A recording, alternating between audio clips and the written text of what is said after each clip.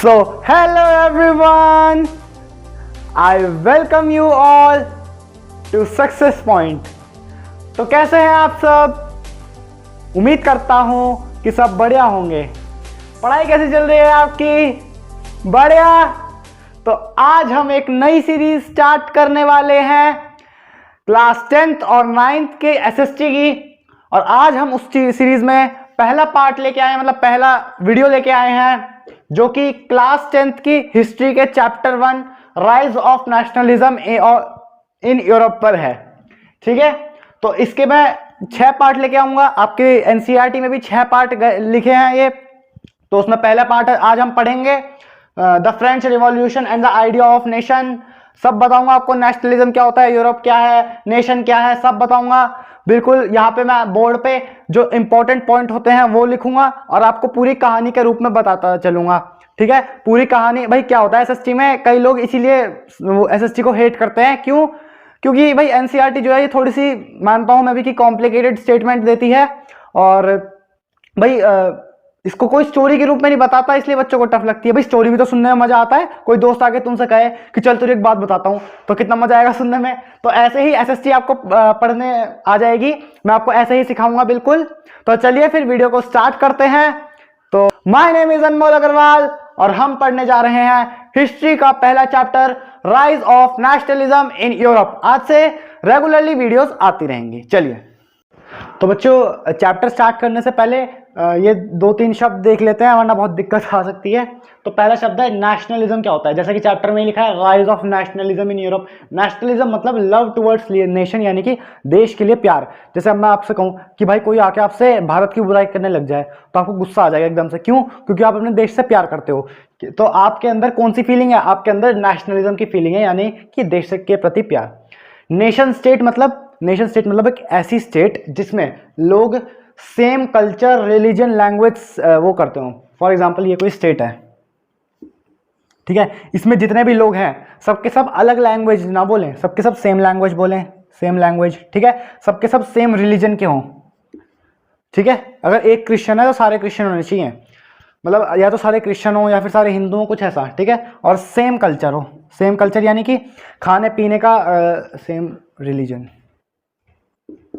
खाने पीने का तरीका सेम हो, कपड़े सेम तरह के पहनते हो। जैसे अब मैं आपसे कहूं कि भाई आप मणिपुरी में जाओ, वहां पे लोग अलग तरह के कपड़े पहनते होंगे। आप इधर आओ यूपी की तरफ, इधर लोग अलग तरह के कपड़े पहनते होंगे। तो इधर ये ना हो सब, मतलब सब सेम तरह के कपड़े पहने, सब सेम तरह का खाना खाएं, मतलब सेम कल्चर को शेयर करें। तो चलिए अब फिर, और हाँ, यूरोप मतलब मैं अभी आपको बताऊंगा। तो फिर बढ़ते हैं अपनी कहानी की तरफ। और हाँ सुनो, ये हम ना स्टार्ट करेंगे फ्रेंच रिवॉल्यूशन से। उसके पहले वो 2-3 फ्रेडरिक सोरू ने वो एक पेंटिंग बनाई थी डेमोक्रेसी की, वो छोटा सा वो कुछ पार्ट है, वो आप पढ़ लेना शुरू का। ठीक है, उससे इतने क्वेश्चन भी नहीं आते और उसमें कुछ समझाने लायक है भी नहीं। मेन कहानी शुरू होगी फ्रेंच रिवॉल्यूशन से। तो चलिए फिर कहानी को शुरू करते हैं। तो अब चलते हैं बच्चों अपनी स्टोरी की तरफ, मतलब कहानी कहाँ से स्टार्ट होती है इस चैप्टर की। तो जिनको यूरोप नहीं पता उनको मैं बता दूं, देखो यहाँ पे आ रहा होगा यूरोप, ये होता है यूरोप। ठीक है, चलिए, ये एशिया के साइड में एक कॉन्टिनेंट है यूरोप। तो यूरोप कॉन्टिनेंट में क्या हुआ भाई, बहुत सारे देश हैं उसमें, मतलब बहुत सारे, जब पहले के जमाने में देश तो नहीं थे, साम्राज्य थे बहुत सारे। तो हुआ क्या, अब हर साम्राज्य पे एक राजा था कि भाई यहाँ का भी राजा, मतलब कुछ हिस्सों में बटा हुआ था यूरोप। तो हर हिस्से का एक एक राजा था कि यहाँ का एक राजा, वहां का एक राजा, वहां का एक राजा। ठीक है, तो राजा क्या था, वो अपनी अपनी चलाते हैं। अब राजा तो आपको पता ही है, राजा तो अपनी अपनी चलाएंगे। तो लोगों को ये चीज पसंद नहीं थी कि भाई राजा अपनी अपनी चलाता है, अपनी मनमानी करता है, हमारी बात तो मानता ही नहीं। तो हुआ क्या, धीरे धीरे, पहले तो भाई जो ऐसा होता था कि जिस भी इंसान ने राजा का विरोध किया तो सिपाही क्या करते थे, उसे मार देते थे। ठीक है, तो फिर हुआ क्या, एक यूरोप में ही एक कंट्री है बच्चों, फ्रांस। ठीक है, तो फ्रांस में क्या हुआ, अब देखो ये फ्रेंच रिवॉल्यूशन देख के डर मत जाना कि भाई तो 9th का टॉपिक आ गया। 9th में अगर कुछ नहीं पढ़ा तो भी समझ में आएगा। तो यूरोप में मैंने आपको बताया कि एक देश है फ्रांस। ठीक है, तो फ्रांस का जो राजा था, फ्रांस में जो राजा था ना, उसका नाम था लुइस 16। फ्रांस में एक राजा था, उसका नाम था लुइस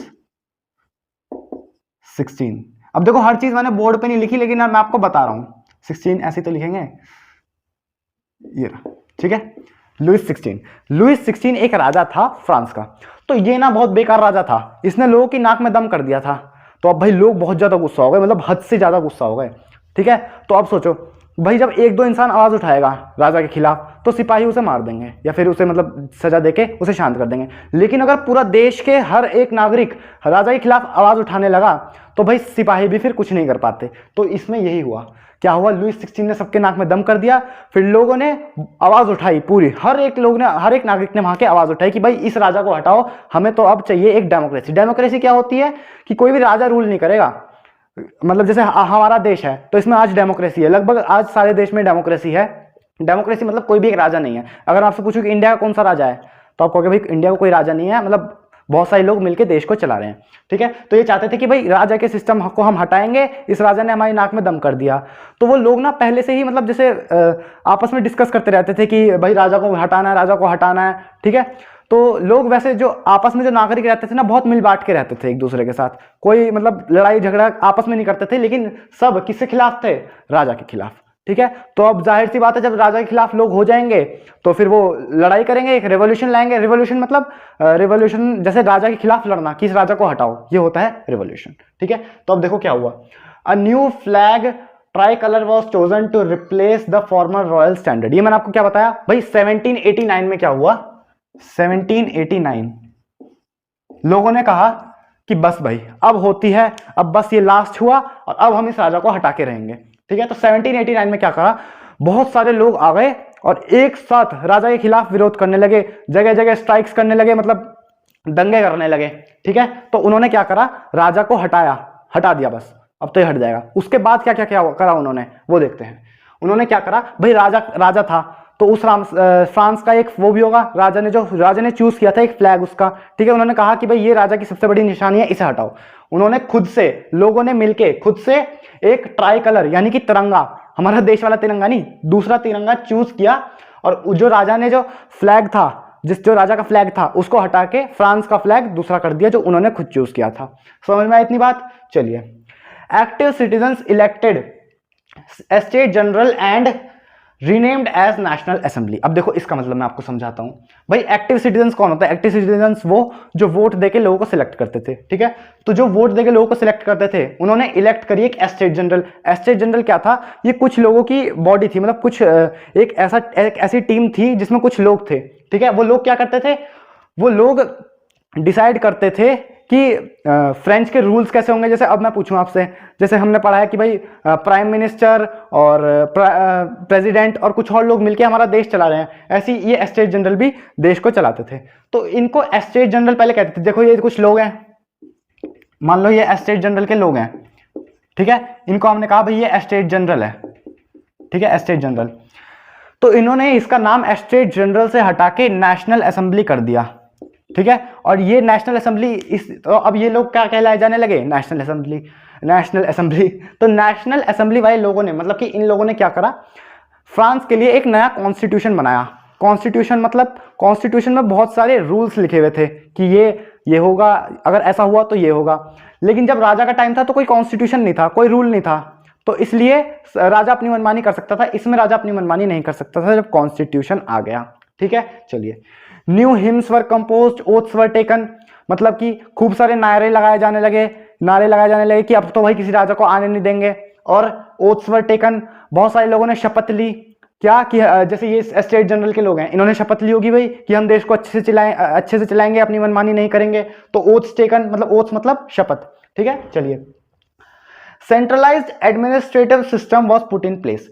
सेंट्रलाइज्ड एडमिनिस्ट्रेटिव सिस्टम मतलब जैसे मैं आपसे कहूं वही फ्रांस है, ठीक है। फ्रांस भी कई हिस्सों में बटा हुआ होगा और हर हिस्से का क्या होगा, अपना अपना एडमिनिस्ट्रेटिव सिस्टम होगा। मतलब कि ये मान लो ये फ्रांस है, ठीक है, मान लो ये फ्रांस है, कहाँ बनाऊं, यहाँ पे मान लो ये फ्रांस है हमारा, ठीक है। फ्रांस वैसे ऐसा है नहीं, तो ये कई हिस्सों में बटा होगा, ऐसे ऐसे ऐसे ऐसे ऐसे ऐसे कई हिस्सों में बटा हुआ है, ठीक है। अब फ्रांस अगर कई हिस्सों में बटा हुआ है तो भाई इनके अपने अपने रूल्स हैं, इनके अपने अपने रूल्स हैं, इनके अपने अपने रूल्स हैं, इनके अपने अपने, इनके अपने अपने, इनके अपने अपने, ठीक है। सबके अपने अपने रूल्स थे अलग अलग।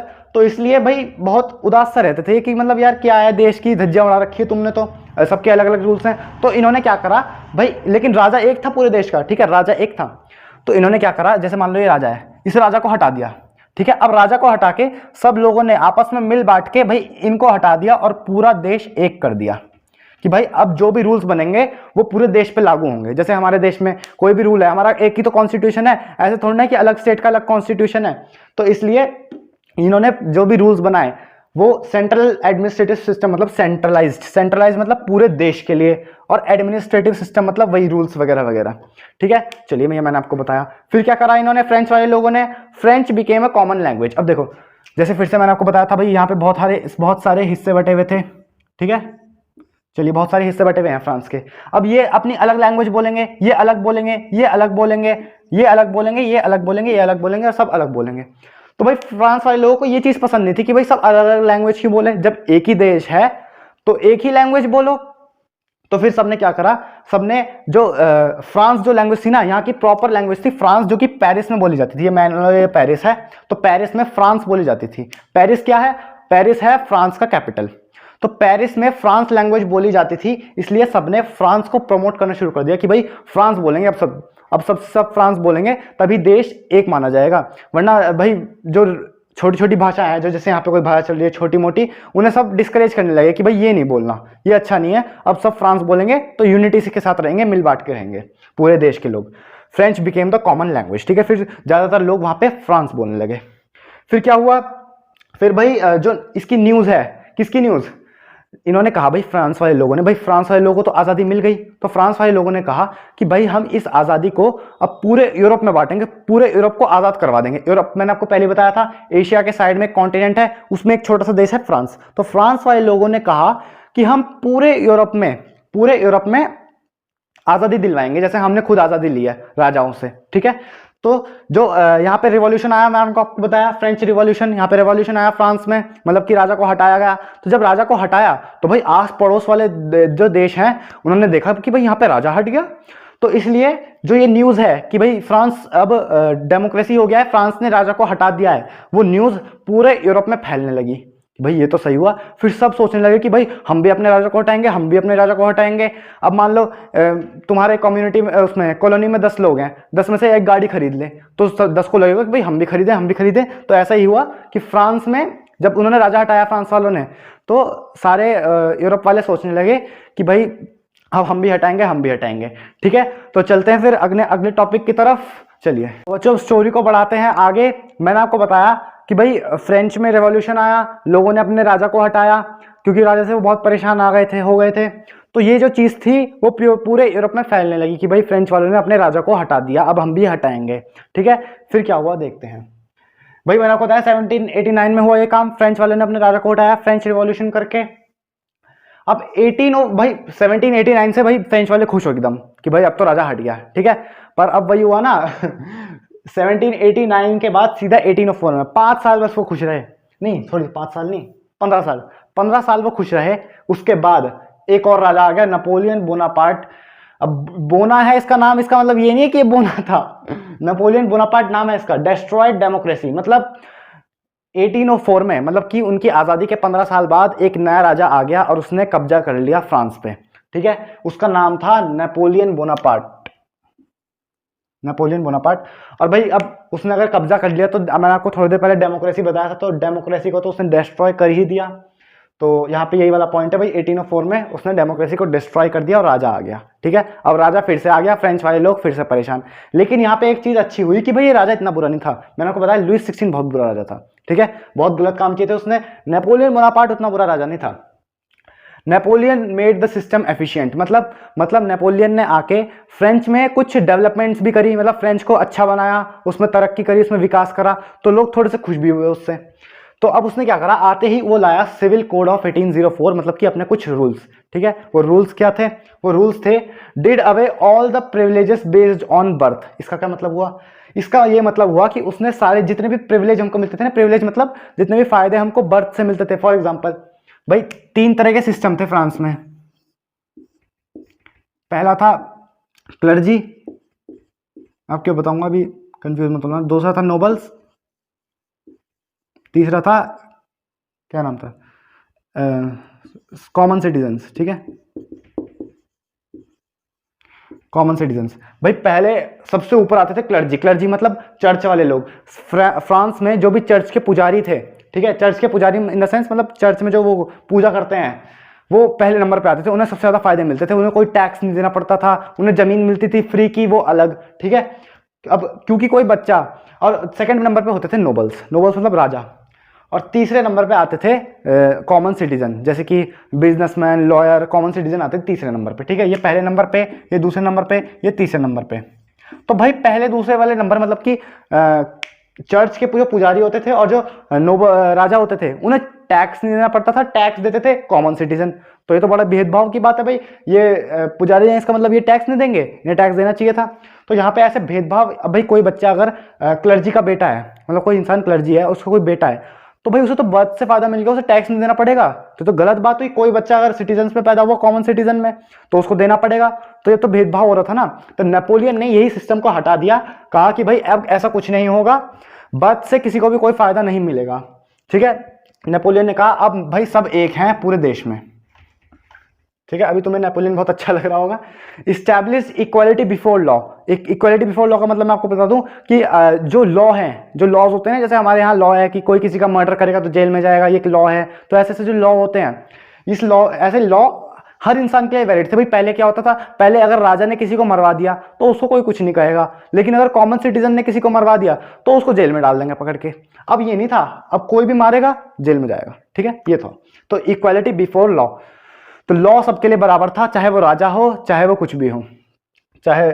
Secured right to property. Right to property मतलब फॉर एग्जांपल मैं हूं, ठीक है, मैं फ्रांस का आदमी हूं, कॉमन सिटीजन। मैंने यहाँ पे एक जमीन खरीदी फ्रांस में, छोटी सी, ठीक है, मैंने जमीन खरीदी। अब भाई हो सकता है, पहले क्या सिस्टम था फ्रांस में, पहले क्या होता था भाई, जो राजा के जो सिपाही थे वो आते थे और मुझसे मेरी जमीन छीन लेते थे और खुद के यूज में ले लेते थे, ठीक है, और मैं कुछ कह भी नहीं पाता था। अब नेपोलियन ने कहा कि भाई ये नहीं होगा, अगर किसी भी इंसान की कोई प्रॉपर्टी है, जमीन वगैरह कुछ, तो कोई भी उससे वो प्रॉपर्टी छीन नहीं सकता, ठीक है। तो ये रूल अब भी है। Abolish feudal system. Feudal system मतलब जैसे फॉर एग्जाम्पल छोटे छोटे जो पीजेंट होते थे, छोटे छोटे पीजेंट जो होते थे, छोटे छोटे फार्मर जो होते थे, वो क्या करते थे, जो बड़े बड़े लोग होते थे ना, मतलब बड़े बड़े मतलब वैसे नहीं मतलब वैसे पैसों वाले जो लोग होते थे, जैसे क्लर्जी, मैंने आपको भी बताया, उनके लिए फ्री में काम करते थे। क्यों? क्योंकि वो करवाते थे भाई ये क्लर्जी वाला आदमी है एक, ठीक है, ये क्लर्जी वाला आदमी है, और ये है एक छोटा सा फार्मर, ये फार्मर, ठीक है। तो फार्मर इसका वो करता था, मतलब इसका जो क्लर्जी वाला आदमी था, ये फार्मर को नौकर बना लेता था अपना, और इसको पैसे भी नहीं देता था, क्योंकि इसके पास भाई पावर है, क्लर्जी वाला आदमी है, सबसे पहले नंबर पे इसकी प्रायोरिटी आती है। तो उसने कहा कि भाई ये नहीं होना चाहिए, ये फिर से भेदभाव हो गया। अब उसने फार्मर को बोला कि भाई अब तुम इनके लिए काम नहीं करोगे, ऐसा रूल आया, ठीक है। तो अब कोई भी जो क्लर्जी का आदमी था, बड़े बड़े जो लोग थे, वो इनको अपना नौकर नहीं बना सकते थे, ठीक है। इसका मतलब हुआ ये abolished feudal system. Removed guild restrictions. ये बहुत इंपॉर्टेंट है। गिल्ड रिस्ट्रिक्शंस क्या होते हैं? फॉर एग्जाम्पल देखो, मैं आपको समझाता चल रहा हूं। ये फ्रांस है, ठीक है, मैंने आपको बताया फ्रांस कई चीजों में डिवाइडेड था, कई पार्ट्स में, ठीक है। मान लो कोई ट्रेडर है, ट्रेडर यानी कि कोई व्यापारी है, उसे अपना सामान यहां से लेकर यहां पर पहुंचाना है, ठीक है। तो वो पहले यहां जाएगा, इस वाली उसमें रीजन में, फिर यहां से इस वाले रीजन में जाएगा। तो पता है, जब ये वाला ट्रेडर जो था, जब इसे इस वाले रीजन में जाना था, तो ये वाले रीजन के जो लोग थे ना, ये इस ट्रेडर से यानी कि व्यापारी से टैक्स लेते थे कि भाई तुम यहां से हमारी उससे लेके जा रहे हो तो तुम टैक्स दे के जाओ। तो और फिर यहां से जब ये इस स्टेट में जाता था, इस रीजन में जाता था, तो यहां से भी ये वाले लोग टैक्स लेते थे कि तुम हमारे में आए हो ट्रेड करने, तो हमें टैक्स दो। तो फिर भाई ये अगर यहाँ तो मैंने दो ही दिखाई है कि 2 से पास होके जा रहा है, कोई कोई तो 11 स्टेट्स में से पास होके जाते थे, तो उन्हें बहुत सारा टैक्स देना पड़ जाता था ट्रेडर्स को, व्यापारी को। तो इसलिए जो हमारे नेपोलियन अंकल थे, उन्होंने कहा कि भाई ऐसा मत करो, अगर कोई ट्रेडर यहां से वहां तक जा रहा है तो उससे टैक्स नहीं लगेगा, ठीक है। तो ये कहा नेपोलियन अंकल ने। Transport and communication systems were improved. मतलब कि क्या हुआ भाई, वहां पे ट्रांसपोर्टेशन बहुत अच्छा होने लगा, रेलवे लाइन बिछने लगी, पटरियों पे वो चलने लगी, पटरियों पे ट्रेन चलने लगी, रोड बनने लगी। और कम्युनिकेशन सिस्टम मतलब वहां पे मतलब वो फोन वोन के तार बिछने लगे, अच्छा सा पूरा कम्युनिकेशन सिस्टम बढ़िया होने लगा। मतलब कुल मिला के ये देखें तो हम सिविल कोड में इसने नेपोलियन ने बहुत अच्छे काम कर दिए, तो लोग भाई खुश हो गए, उन्हें और चाहिए ही क्या, भाई ये लोगों के लिए काम कर रहा है। तो बहुत जगह लोग उसकी तारीफ करने लगे नेपोलियन की, कि तो भाई हमें अच्छा राजा मिल गया। फिर धीरे धीरे क्या हुआ बच्चों, धीरे धीरे नेपोलियन अच्छे से बुरा होता चला गया। बुरा मतलब अब उसने कई चीज़ें ऐसी भी ला दी। अब ये तो पहले आके एकदम अच्छी अच्छी चीज़ें ले आया तो लोग खुश हो गए, इसको सपोर्ट करने लगे। उसके बाद धीरे धीरे होते होते जब सपोर्ट बढ़ा तो ये थोड़ा मतलब बुरे काम भी करने लगा। वो हम देखते हैं इसने क्या बुरे काम करे जो लोग इससे चिढ़ने लगे बाद में। चलिए तो बच्चों अब कहानी को आगे बढ़ाते हैं। तो मैंने आपको बताया कि भाई 1789 में फ्रांस के लोग अपने राजा से बहुत दुखी थे, लुइस 16 से। उन्होंने उस राजा को रिवॉल्यूशन के थ्रू हटा दिया, ठीक है। फिर 1804 में किसने कब्जा करा? नेपोलियन बोनापार्ट ने। फिर मैंने आपको बताया कि उसने क्या क्या अच्छे काम करे। धीरे धीरे लोग उसकी तारीफ करने लगे। जो बिजनेसमैन थे, स्मॉल स्केल प्रोड्यूसर्स थे, वो उसकी तारीफ करने लगे। भाई व्यापारी उसकी तारीफ करने लगे कि भाई हमें टैक्स देना पड़ रहा। तो ऐसे उसकी बहुत ज़्यादा तारीफ होने लगी। तो फिर धीरे धीरे लोगों को समझ में आया कि इसने हमें अच्छी जिंदगी तो दे दी नेपोलियन ने, लेकिन हमारी पॉलिटिकल फ्रीडम कम कर दी। कैसे? टैक्स बढ़ा दिया भाई इसने बहुत ज़्यादा। इसने ये तो कह दिया कि अब सब टैक्स मतलब अब भेदभाव नहीं होगा किसी के साथ, लेकिन टैक्स बढ़ा दिया इसने बहुत ज़्यादा कि भाई सब टैक्स देंगे, यहाँ पे काम नहीं चल रहा हमारा, ठीक है। मैंने आपको लास्ट में बताया था कि ट्रांसपोर्ट और कम्युनिकेशन सिस्टम इंप्रूव हो रहा था, तो यार उसको इंप्रूव करने में पैसा लगता है, तो उसके लिए इसने टैक्स बढ़ा दिया। अब टैक्स बढ़ा दिया तो लोग जाहिर सी बात है उदास हो जाएंगे कि इसने टैक्स बढ़ा दिया। दूसरा काम सेंसरशिप। सेंसरशिप क्या होता है? सेंसरशिप मतलब देखो जैसे कि पहले क्या होता था जब लुइस 16 का जमाना था। लुइस 16 में क्या हुआ था, पहले अगर मान लो किसी भी उसने राइटर ने अपनी कोई वो लिखी, आर्टिकल लिखा अपना कोई, तो उसे पब्लिश करने से पहले, उसे लोगों को दिखाने से पहले राजा के पास जाता था वो आर्टिकल। राजा देखता था कि हाँ इसने मेरे खिलाफ कुछ लिखा तो नहीं इसमें। उसके बाद राजा कहता था, अगर राजा के खिलाफ कुछ नहीं लिखा तो राजा कहता था ठीक है लोगों को दिखा दो। और राजा के खिलाफ कुछ लिखा होता था तो राजा कहता था कि ये भाई ये किसी को नहीं दिखाना, इसमें मेरे खिलाफ तुमने लिखा है, ठीक है। तो ये चीज जब उन्होंने राजा, ये पहले थी लुइस 16 के टाइम पे, जब उन्होंने राजा हटाया, ठीक है, तो ये भी चीज हट गई। अब भाई मीडिया है वहां की, वो कुछ भी पब्लिश कर सकती है। कोई लोग मतलब गलत चला रहा है देश को, तो वो भी पब्लिश कर सकती है वो कि भाई ये गलत इंसान है, इसको हटाओ। लेकिन अब क्या हुआ, इसने सेंसरशिप ला दी। सेंसरशिप मतलब कि अब जो भी चीज कोई आर्टिकल लिखेगा कोई, फिर से नेपोलियन के पास जाएगा, नेपोलियन उसे चेक करेगा कि मेरे खिलाफ कुछ लिखा तो नहीं, उसके बाद वो चीज पब्लिश होगी या पब्लिक में आएगी, ठीक है। समझ में आई इतनी बात? सेंसरशिप क्या होती है? मतलब सेंसरशिप का अगर आपको क्रक्स बताऊं इसका मतलब ये हुआ कि कोई भी नेपोलियन के खिलाफ अपने आर्टिकल या फिर न्यूज़पेपर में लिख नहीं सकता, ठीक है, ये हुआ इसका मतलब। आगे चलते हैं। फोर्स्ड कॉन्स्क्रिप्शन इन फ्रेंच आर्मीज, इसका क्या मतलब हुआ? इसका ये मतलब हुआ बच्चों कि नेपोलियन ने क्या करा, फॉर एग्जाम्पल मैं हूं, फिर से मैं क्या हूं, मैं एक नॉर्मल सिटीजन हूं फ्रांस का, तो भाई मैं हूं, अब मेरे को भाई आर्मी में नहीं जाना, नेपोलियन आया, उसने जबरदस्ती मेरे को उठाया आर्मी में भर्ती करा दिया कि भाई तू आर्मी में भर्ती हो। जबरदस्ती क्यों?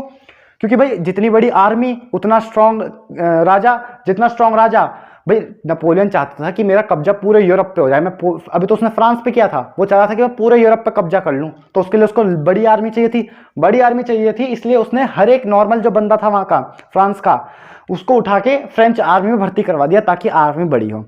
तो ठीक है, फिर इतनी चीज हो गई। इस टॉपिक को अब यही समाप्त करते हैं, ज्यादा लंबा ना हो जाए। पार्ट 2 आएगा इसका कल या फिर परसों, तो इसको देखिए आप। मैंने आपको क्या क्या बताया है इसमें। भाई फ्रांस वाले लोग अपने उससे दुखी थे राजा से, उन्होंने 1789 में रिवॉल्यूशन लाया, राजा को हटाया।